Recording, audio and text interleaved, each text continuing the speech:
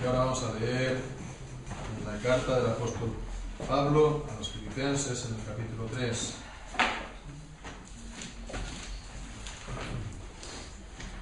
Y a partir del versículo 12, del 12 al 14, solamente estos tres versículos, versículos 12, 13 y 14, lo dice así la palabra del Señor: no que lo haya alcanzado ya ni que ya sea perfecto, sino que prosigo por ver si alcanzo aquello para lo cual fui también alcanzado por Cristo Jesús. Hermanos, yo mismo no considero haberlo ya alcanzado, pero una cosa hago, olvidando ciertamente lo que queda atrás y extendiéndome a lo que está delante, prosigo a la meta, al premio del llamamiento de lo alto de Dios en Cristo Jesús.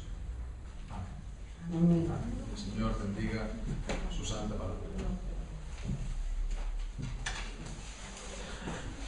Bien, pues a lo largo del siglo pasado, del siglo XX, pues se desarrolló una mentalidad, una filosofía, el llamado existencialismo, ¿no? Una corriente de pensamiento, de filosofía que cuestionaba pues, el sentido de la vida, ¿no? De ahí el nombre, existencialismo, de existencia, de vida.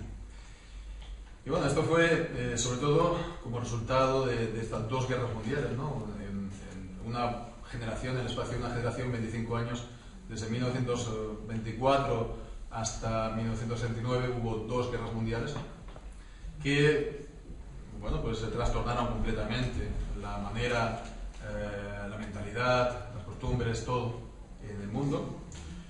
Y bien, pues entonces se generó entonces, ya después, sobre todo de esta Segunda Guerra Mundial al final, pues este existencialismo que pues traía consigo pues una grave crisis del sentido de la vida.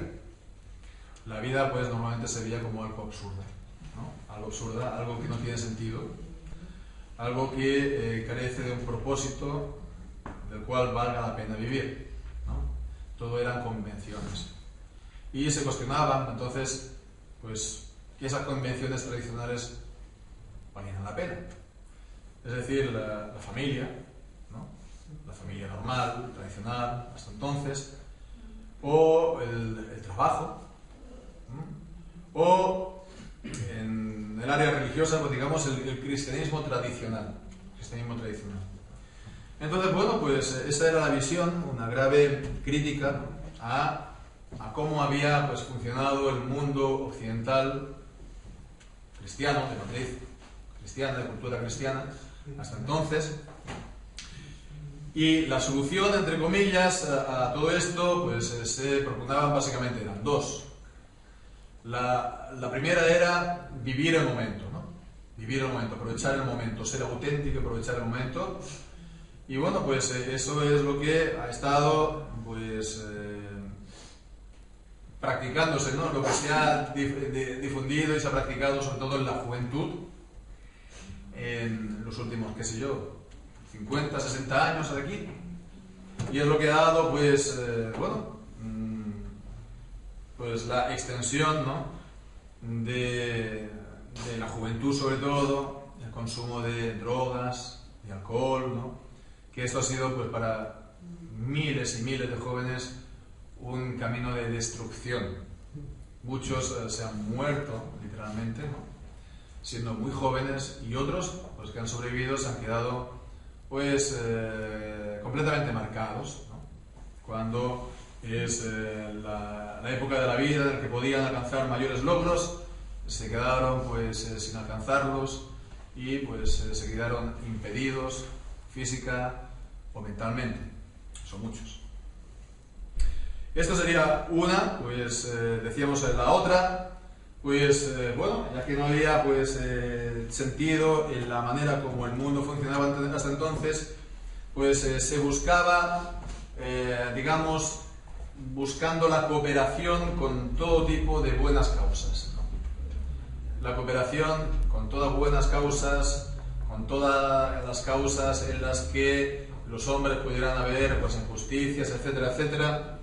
Entonces, bueno, era una orientación básicamente, bueno, más bien humanista, ¿no? No era ninguna referencia a Dios, ¿no? Era pues por el sentido de la justicia, de la equidad y bueno, pues antiguamente eso se hacía pues a través de se puede decir, de la Iglesia, por una parte, ¿no?, en el área religiosa, y si no, pues por parte de partidos políticos o sindicatos, ¿no?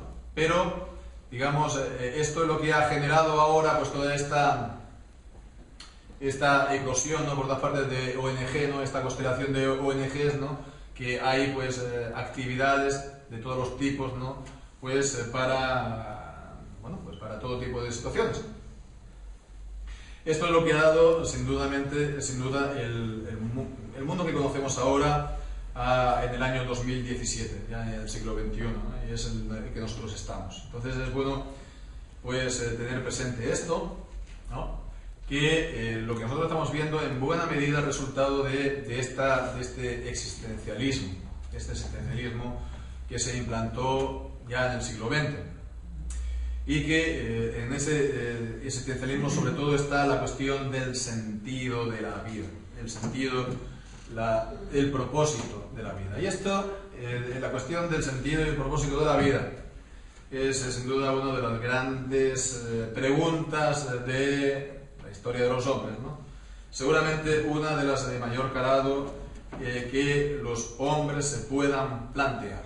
Sin embargo, a veces las preguntas más grandes, más complejas, son las que tienen pues respuestas más simples y sencillas, ¿no? Es como aquel gran nudo que se cuenta que existía en la antigüedad, ¿no? Un nudo compuesto por numerosos nudos y que pues nadie podía desatar hasta que vino aquel famoso guerrero de nombre Alejandro que lo cortó con su espada. Nadie lo podía desatar, pues bueno, podía desatar y ya está cortado. Pues en este pasaje vemos Pablo está continuando inmediatamente el pensamiento de la semana anterior. La semana anterior estaba presentando las cosas que verdaderamente son importantes en la vida. Están las que los hombres se jactan, ¿no? Están, pues eso, su origen, ¿no?, su religión, etcétera, etcétera, etcétera, ya lo vimos, ¿no? Pero de lo que realmente Pablo se jacta y confía es en Cristo y en su persona y en poder tener comunión con Cristo. Lo veíamos, esa participación con su muerte y con el poder de su resurrección, en su vida y en su muerte. Y realmente este es el punto principal de este pasaje, creo yo, y aunque lo vimos ya, pertenece más bien al texto que leímos y consideramos la semana anterior, pero creo que es bueno que insistamos un poquito en él, en la importancia de la conversión a Dios, en la importancia de la conversión a Dios. Ya veíamos la semana pasada como Pablo hablaba de su vida anterior. Él decía pues acerca de él que, bueno, pues que tenía mucho de confiar en la carne, que había sido circuncidado al octavo día, que era del linaje de Israel, de la tribu de Benjamín, hebreo de hebreos, en cuanto a la ley fariseo, en cuanto pues al celo perseguidor de la iglesia, en cuanto a la justicia, que es la ley irreprensible. Pero bueno, vemos que está hablando sobre todo de los orígenes suyos, está hablando sobre todo de su vida religiosa, que en aquel entonces para él es su judaísmo. Entonces, bueno, vemos que al final acaba diciendo que en comparación con conocer a Cristo, todo esto era basura, todo eso era estiércol, en comparación con lo que es más importante de todo, que es conocer a Cristo. Y entonces, ¿por qué hay pues ese cambio de pasar de estar tan feliz y tan contento en todas estas cosas, ¿no?, a considerarlo como una basura y un estiércol? Pues porque en la vida de Pablo intervino ese cambio, intervino esa conversión a Dios, un cambio que fue un cambio repentino en su vida y fue un cambio radical en su vida, repentino porque fue el momento cuando Cristo se le apareció y cuando Cristo lo llamó. Y Jesucristo se le apareció, lo sabemos, Hechos capítulo 9, cuando él iba a Damasco a aprender a cristianos, ¿no? Poco mérito había en él, pues para que él lo llamase. Él iba persiguiendo a los cristianos para apresarlos, para traerlos a Jerusalén, para hacerlos renegar de Cristo. Y se le apareció Cristo, él no estaba buscándolo. Él no estaba buscándolo. Se le apareció Cristo, Jesús, y se le apareció con una luz más brillante que la del sol, eso en pleno día. Y bueno, pues él se cayó del caballo y bueno, pues aunque no comprendía nada o comprendía poca cosa de lo que estaba ocurriendo, por lo menos él comprendió lo principal. Que el que se le aparecía Jesús era el Señor y que él estaba en guerra contra él, contra Jesús. Él sabía que era Jesús, el Señor, y que estaba en enemistad porque él mismo, Jesús, se lo decía. ¿Por qué me persigues? Dura cosa te es dar cosas contra el aguijón. Entonces él sabía que estaba en guerra y que se tenía que rendir ante Jesús. Y es lo que él hizo cuando dijo: Señor, ¿qué quieres que yo haga? ¿Qué quieres que yo haga? Bien, pues esto fue la experiencia de la salvación. Esta es la experiencia de la conversión en Pablo. Una experiencia que en realidad no es solamente la de Pablo, sino pues no solamente está hablando del judaísmo, sino que se puede decir que es la de todo aquel a quien Cristo se le aparece en el camino de su vida, todo aquel a quien Cristo lo llama. ¿Por qué? Pues porque aquel a quien Cristo lo llama, como dice la palabra de Dios en 1 de Pedro capítulo 1, versículo 18, Cristo lo llama y salen entonces de la vana manera de vivir heredada de sus padres. Y así era pues la vida hablamos de nuestros padres, ¿no? De nuestros padres. Ellos nos criaron con la mejor de sus intenciones y con la mejor de sus inteligencias y sabiduría, eso no hay ningún problema en reconocerlo, pero era vano en el sentido que no tenía valor alguno en cuanto al Señor, porque no nos enseñaban el Evangelio realmente, de la palabra de Dios, no nos enseñaron pues realmente a tener fe en Cristo. Entonces nosotros hemos sido criados, ¿no?, en el catolicismo romano. Así ya pues lo que nacimos a lo largo de los años 60, ¿no?, y en el catolicismo romano, la vieja todavía en España, y que, bueno, cuando éramos adolescentes, a mediados de los 80 pasamos por una etapa, digamos, breve pero intensa de adoctrinamiento en el ateísmo. Fueron años muy, muy intensos en el que nosotros venimos como niños católicos romanos del colegio y en el instituto pues salíamos ateos. Y eso pues a mediados de los años 80, unos pues abrazando las ideas socialistas o comunistas, u otros pues estando bien cómodos en las ideas del capitalismo, ¿no? Unos de derecha, otros de izquierda, pero en todo caso todos habíamos rechazado, digamos, la religión con la que, en comillas, nos enseñaron, y en su lugar se puso como supremo la idea de la libertad personal como un valor absoluto. Bueno, pues esto es lo que también ha dado de sí lo que vemos, que conocemos hoy en día. Todo esto pues es hoy en día lo que ha dado que, por ejemplo, pues lo que decíamos, ¿no?, que muchos pues hayan quedado por el camino, que lo único que ha hecho ha sido pues corromper la vida y arruinar la vida a muchos, ¿no?, y pues hacerles perder su propia alma. Y a nivel social vemos la catástrofe que por solamente quedarnos a nivel de la vida de la familia, ¿no?, se ha acabado con la familia. Realmente la sociedad hoy en día se ha acabado. Si sumamos pues todos los divorcios sumados, ¿no?, en los últimos, 30 años, ¿no? Desde el 83 cuando se aprobó. ¿Qué es eso? Y centenares de miles, ¿no? ¿Cuántos miles, ¿no?, de abortos no ha habido? O centenares de miles ha habido en España. Por no hablar de la irrupción de los nuevos, comillas, modelos de familia. Es decir, pues, lo que nos parecía a nosotros, o parecía increíble o imposible en los años 70, 80, ¿no?, que se pudiera acabar con la familia como institución, es lo que ya se ha conseguido. Entonces vemos que todo esto realmente estábamos muy contentos en los años 80 con todas estas cosas, y ahora pues vemos todo esto como basura, como estiércol.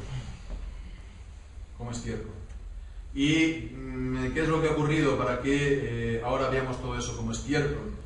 Pues, bueno, porque ha habido una conversión a Dios por medio de Cristo, una conversión a Cristo, y reconocerlo a Él como el Señor a quien nos estamos enfrentando y estamos enemigos, y que nos hemos pues rendido a Él porque no se puede hacer otra cosa. ¿Quién se va a endurecer delante de Él y le va a ir bien? Bien, pues ¿cómo ocurrió eso? Pues simplemente porque vino la palabra de Dios, porque vino la Biblia a nuestra vida. Y bueno, pues es que te ponen la luz, ¿no? Es como cuando antiguamente, y también ahora, ¿no?, los ladrones y los criminales normalmente hacen sus fechorías de noche, ¿no? O si es de día se ponen el pasamontañas, ¿no?, para que nadie le vea el rostro. Bueno, pues uno se convierte cuando pues le pillan, encienden la luz y le ven, ¿no? Es así cuando pues uno se encuentra con la luz del Señor, que le está recriminando, que le está mostrando con el dedo pues todas las áreas, todas las cosas que uno hace mal y que uno pues está enfrentado contra Dios. Bien, pues esto en cuanto a los que venimos de fuera, se puede decir del mundo, de la religión tradicional, de la España tradicional. ¿Qué pasa con los hijos de los creyentes? ¿Cómo se tiene que considerar todo esto? En un cierto sentido, podemos decir que es diferente. ¿Es diferente por qué? Porque no creo que se pueda decir que la manera de vivir heredada de sus padres sea vana, ¿no?, en caso de creyentes bíblicos que les han enseñado el Evangelio desde pequeñitos. Entonces, bueno, unos padres antes estaban pues siendo paganos, pero ahora no lo son, no son paganos, pues están sirviendo a Dios como cristianos, guardando su palabra. Entonces todo esto no es una vana manera de vivir. Entonces, en ese sentido no es lo mismo, pero en otro sentido sí que es igual. ¿Y cuál es ese sentido? Pues que toda su vida, entre comillas, religiosa, sin Cristo, no tiene ningún valor. Sin Cristo en el corazón no tiene ningún valor. Toda esa vida religiosa, si no se tiene a Cristo, pues son simplemente actos que son vanos. Son vanos. Y entonces toda la vida que uno haya hecho sin Cristo, pues podemos decir lo mismo, ¿no?, que no vale para nada. Y nada sirve. Y entonces pues es igual, tiene que haber también esa conversión a Dios, o ese nuevo nacimiento, esa fe viva en el Señor. A diferencia de sus padres, hay una diferencia, que la de sus padres marcó el inicio, ¿no? Fue la puerta de entrada porque estaban fuera. Pero ellos ya nacieron de ambos padres creyentes y fueron introducidos visiblemente en la iglesia. Y en algunos casos, ¿no?, pues también recibieron la marca del bautismo, el sacramento. Entonces la conversión no se pide ni se requiere como puerta de entrada para entrar en la iglesia. Pero sí que hay que verlo como el objetivo de estar en la iglesia. El objetivo de estar en la iglesia, de haber sido introducido en la iglesia, de haber recibido la marca del bautismo, no es otro que nos hallemos en Cristo, ser hallado en Cristo. Ser hallado en Cristo es que uno nazca de lo alto, conociendo a Cristo. Entonces tiene que ver este cambio fundamental que realmente da sentido, ¿no?, a todo lo que hacemos en la Iglesia y fuera de ella también. Este cambio fundamental en la vida de Pablo y en la vida de los cristianos, ¿no? Y bueno, no quería yo pues abordar el texto nuestro, el texto que hemos leído del versículo 12 al 14 sin hacer este repaso, porque realmente es algo bien importante. Y bien, pues podemos ahora pasar a tratar estos versículos del 12 al 14 y vemos entonces el realismo con el que Pablo habla, o podemos decir también la humildad con la que Pablo habla. Dice, no que lo haya alcanzado ya, ni que ya sea perfecto. Esa humildad, dice, no está hablando de sí mismo, de su nueva vida en Cristo, que veíamos la semana pasada, de que era de su participación de Cristo en su muerte, en su resurrección, ¿no? Por tanto, de ser salvo, ¿no? Él había recibido la salvación. Y bueno, pues está reconociendo que no era, ni mucho menos, perfecto. Y en el versículo 13 vuelve a insistir en ello. Y dice, hermanos, yo mismo no considero haberlo ya alcanzado. Entonces, él dice, no lo he alcanzado ya. Versículo 12. El versículo 13, no considero haberlo alcanzado ya. Entonces, yo no soy perfecto. Entonces, él está hablando ¿de qué? De alcanzar a Cristo, ¿no? Entonces, bueno, alguien podría decir, ¿qué quiere decir esto? Él no estaba todavía, pues, salvo. Él, pues, no estaba salvo. Sí, claro que estaba salvo. Efesios 2:8, por gracia sois salvos.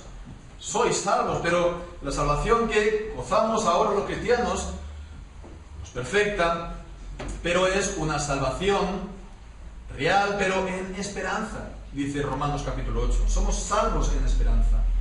Y esto, pues, significa que no alcanzamos en esta vida la perfección, ni moral ni espiritual. Y hay que recordar esto siempre, porque a algunos se les olvidan que están hablando de que se puede ser de una manera o de otra perfectos. Esto se le llama el perfeccionismo. Entonces, que vas a estar sin problema, vas a alcanzar un grado, digamos, superior en la vida cristiana. Bueno, pues no podemos nosotros vernos a nosotros mismos como perfectos en esta vida, nunca lo vamos a ser. Por muy creyentes que seamos, por muy convertidos que seamos, nunca va a haber un momento en el que no podamos mejorar ni crecer como creyentes. Entonces, hemos de tenerlo esto presente y tener esta misma actitud, este mismo realismo y esta misma humildad. Entonces, dice esto, sí, pero por otra parte, no se queda solamente diciendo, mira, pues ya está, como no soy pues perfecto, no pasa nada y me quedo tan contento con mis deficiencias. No es eso. Y veíamos que el apóstol Pablo la semana pasada también lo veíamos, que él quería conocer más y más de Cristo. Y él estaba, pues, por así decirlo, contento simplemente de haber recibido la justicia de Cristo una vez y para siempre. Sino que él quiere conocer más y más de Cristo. Bien, vale, pues esto es una cosa, pero aquí vemos que continúa diciendo esa misma idea de una manera distinta, porque transmite de la misma manera que ha dicho dos veces la idea de que no es perfecto, pues aquí dice, o que no lo ha alcanzado ya, esa perfección, pues aquí también en estos versículos dice dos veces la palabra prosigo. En el versículo 12 dice, no que lo haya alcanzado ya, ni que sea perfecto, sino que prosigo. Y también en el versículo 14 dice, olvidando lo que está detrás, excediéndome lo que está delante, dice, prosigo a la meta. La misma palabra, prosigo, y es la misma, pues en el griego literalmente significa persigo, sigo con afán, sigo con ahínco. Está expresando un interés, está expresando un esfuerzo. En el Nuevo Testamento nos encontramos esta misma palabra también en otros lugares, pues hablando de temas espirituales, está expresando una actitud espiritual. Leemos en Romanos 9:30, bueno, ahí está hablando de los judíos que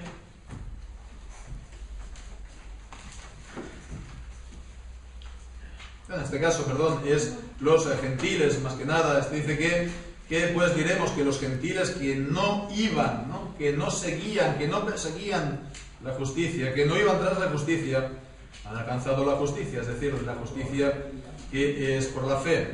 Mas Israel, que iba tras la ley de justicia, no ha alcanzado la ley de la justicia. Sin embargo, vemos también otros lugares. En 1 Corintios capítulo 14, versículo 1, dice: seguid el amor, proseguid el amor, perseguid el amor y procurad los dones espirituales. O también en 1 de Timoteo capítulo 6 y versículo 11. 1 de Timoteo 6, 11.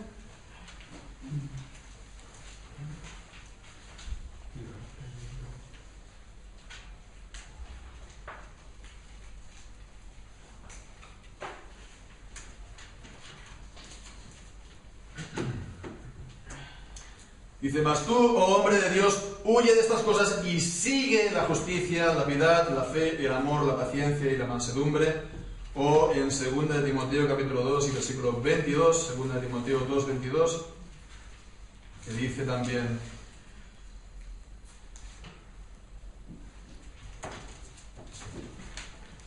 huye también de las pasiones juveniles y sigue la justicia, la fe, el amor y la paz para con los que invocan al Señor con un corazón puro. Con lo cual vemos que es una actitud de los cristianos, una actitud cristiana que define bien lo que es la vida cristiana: seguir, perseguir, seguir con afán, con ahínco, con esfuerzo. Tenemos un empeño. Es algo que se quiere hacer de manera continua y constante. Y esto es lo que hace que se persevere. Esto es lo que hace que se progrese en la fe y en la vida cristiana. Bien, pues esto avanzar, este empeño, seguir, está expresado en los versículos 13 y 14 también por medio de una ilustración, de una imagen. Está tomada de una carrera en un estadio. Por cierto, no es la primera vez que el apóstol Pablo utiliza esta misma ilustración de una carrera en un estadio. Podemos ver en 1 Corintios también, en el capítulo 10, versículos 24 y 26. Vemos que es una manera por la que él solía comparar la vida cristiana. 1 Corintios 10, 24 y 26 dice: nadie...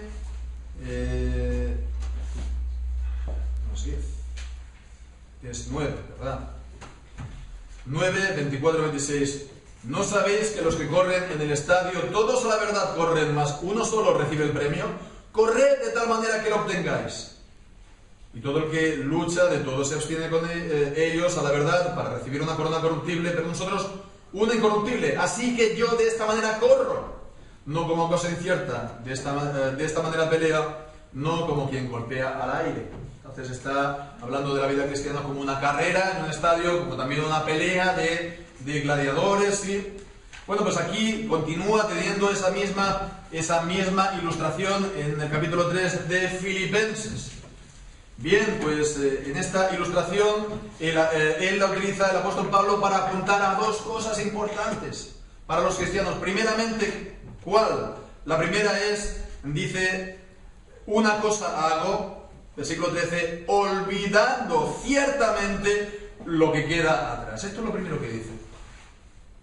Nos imaginamos entonces a un atleta en un estadio corriendo una carrera, ¿no? Los 100 metros libres, ¿no?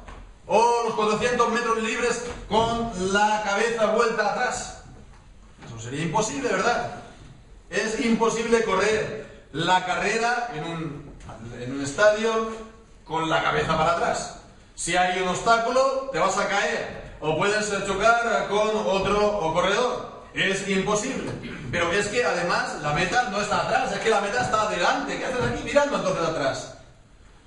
¿Qué haces mirando atrás entonces? ¿Qué hacemos los cristianos mirando atrás en nuestra vida? Se puede mirar, ¿no? Para aprender errores que hemos ya hecho.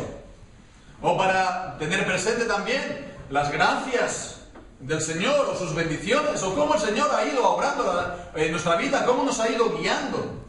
Pero mirar como si se nos hubiera perdido algo de nuestro pasado. Normalmente no tenemos que hacer así. No tenemos que hacer así, y esto sí que puedo decir que normalmente yo no miro atrás. Yo normalmente no miro mi vida con nostalgia. Sí que es cierto que esta semana, no sé, por distintas circunstancias he estado, digamos, deteniéndome más de lo debido en este tipo de cosas, ¿no? En estar mirando atrás, en lo que ocurría hace 30 o 40 años en mi vida, etcétera, etcétera. Pero es una excepción y no vale la pena. No vale la pena estar pues mirando atrás. Y si queréis un consejo, hermanos, evitad toda nostalgia y toda, más aún, melancolía que uno pueda tener por los llamados viejos y buenos tiempos, ¿no? No sirve de nada estar diciendo, oh, qué tiempos más hermosos cuando yo tenía 15, 16 y 17 años, porque eso no es así. Eso no es así, ya lo dice bien la palabra de Dios, por ejemplo, en Eclesiastés capítulo 7, versículo 10, dice, nunca digas, ¿cuál es la causa de que los tiempos pasados fueron mejores que estos? Eso mucha gente lo dice, ¿no? Que todo tiempo pasado fue mejor, ¿no? Así en general. Sí, bueno, vale.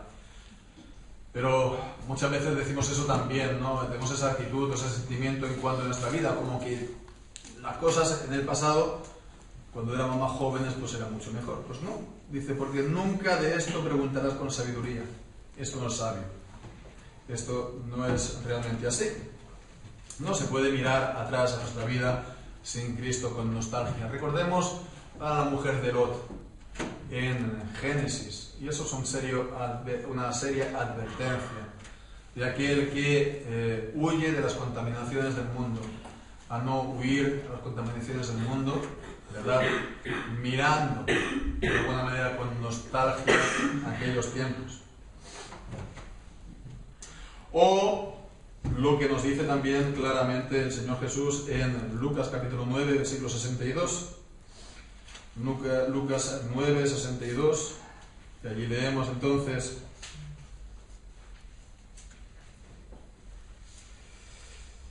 y Jesús le dijo, ninguno que poniendo su mano en el arado mira hacia atrás es apto para el reino de Dios. Ninguno que poniendo su mano en el arado mira hacia atrás es apto para el reino de Dios. Así pues, está bien claro que es completamente entonces inapropiado mirar con nostalgia aquellos tiempos en los que estábamos sin Cristo.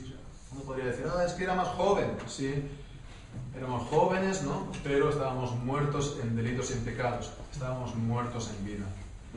Y en cuanto a la vida cristiana, cuando ya hemos conocido al Señor, bueno, pues está bien, ¿no? Mirar las cosas, como hemos dicho, las gracias, las bendiciones que hayamos recibido, los errores también, ¿no? Pero no hemos de quedarnos ahí. No hemos de quedarnos pues en los años que ya hemos vivido como cristianos. Lo normal es que cuando miramos atrás, lo normal es que allí donde miremos, nosotros ahora somos más maduros. Y entonces éramos, sí, más jóvenes, pero éramos más inmaduros como cristianos. Éramos más pequeños como cristianos. Si hace 5 o hace 10 o hace 15 años, pues ahora normalmente pues somos más maduros. Y si no lo somos, aquí hay un problema espiritual en nuestra vida. Seguramente es falta de estar recibiendo la palabra, de aplicación, falta de fe en el Señor, en su palabra, en sus promesas. Pero bueno, pues entonces, ¿para qué vamos a estar mirando pues aquellas épocas en las que éramos más torpes, más inseguros, más inmaduros como cristianos? Entonces es lo que tenemos que hacer, olvidándonos ciertamente lo que queda atrás. Esto no puede ser un lastre que nos impida avanzar como cristianos. Esa es la primera cosa. Y la segunda cosa que dice el apóstol Pablo entonces aquí en estos versículos es, olvidando lo que queda atrás, entonces me extiendo lo que está delante. Me extiendo. La idea de extender es abrir los brazos, las manos abiertas, correr, ¿verdad? Por delante, ¿verdad? Uno va siempre adelante, uno va siempre avanzando, uno va siempre a mejor, uno va siempre progresando en la vida cristiana. Uno va conociendo más y más de Cristo en esta vida. Uno va pues conociendo más y más su palabra, que es un gran tesoro, su gracia, pues el poder del Señor, de su resurrección, la participación en sus padecimientos. Y esto pues nos va pues transformando más y más a que es el objetivo último, ser como Cristo. Entonces pues, por muy bueno que uno pues haya vivido aquí esta vida, nada es comparable a esto, y nada es comparable a lo que está por venir. A lo que dice aquí en el versículo 14, prosigo a la meta. Esa es la meta, ese es el final, ¿verdad? La meta es el propósito. No se puede plantear la vida, el propósito de la vida sin ver el final, ¿verdad? ¿Cuál es? El premio del llamamiento de lo alto. El llamamiento que el Señor nos hace desde lo alto. El que Dios nos hace desde lo alto en Cristo Jesús. Y por eso dice en Hebreos 3.1, llamamiento celestial. Un llamamiento del cielo. Y un llamamiento que te lleva al cielo, que te va a dar la vida eterna. Y ese premio es el haber pasado por esta vida, haber corrido la carrera y haber guardado la fe, como dice Pablo en 2 de Timoteo capítulo 4. 2 de Timoteo capítulo 4 y versículos 7 y 8. Que dice, he peleado la buena batalla, he acabado la carrera. Vemos, es la misma ilustración que en 1 de Corintios capítulo 9. He peleado la batalla, he acabado la carrera, he guardado la fe. Por lo demás, me está reservada la corona de justicia, y ese es el premio del supremo llamamiento, o el llamamiento de lo alto. La corona de justicia, la cual me dará el Señor, el juez justo, en aquel día, y no solamente a mí, sino a todos aquellos que aman su venida. La corona de justicia. Se coronaba a todos los vencedores de las carreras. Entonces, vemos, la corona nuestra es la justicia de Cristo. Esa justicia que nos ha sido dada al estado en el que nosotros estamos y vivimos, y será pues entonces perfecto.